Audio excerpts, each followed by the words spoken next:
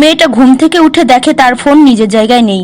সে ঘরে তার ফোনকে এদিক ওদিক খুঁজতে থাকে, কিন্তু সে জানতোই না যে তার ফোন একজন হ্যাকারের কাছে চলে এসেছিল আর ছেলেটা ফোনটা আনলক করার চেষ্টা করছিল। কিন্তু যখন সে ফোনের পাসওয়ার্ড আন্দাজ করতে পারছিল না, তো সে ফোনটাই ভেঙে ফেলে।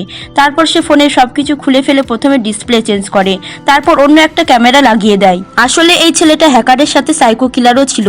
সে এখনো পর্যন্ত 7 জনকে খুন করেছিল, আর এই মেয়েটা তার 8 নম্বর শিকার ছিল।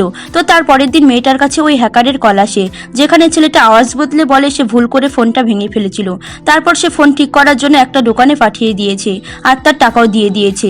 সে মেয়েটাকে দোকানের অ্যাড্রেস বলে ফোন কেটে দেয়। কিছুক্ষণ পর মেয়েটা ওই দোকানে পৌঁছে যায়, আর এই দোকানটা তো এই ছেলেটারই ছিল। আর সে ফোনের পাসওয়ার্ড জানার জন্য মেয়েটাকে একটা ফর্ম দেয়।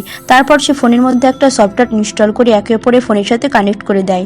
তারপর মেয়েটা ফোনে যাই করছিল, ছেলেটা ঘরে বসেই সবকিছু দেখতে পাচ্ছিল। তো বন্ধুরা, এমন আরো ভিডিও দেখার জন্য চ্যানেলটা অবশ্যই সাবস্ক্রাইব করে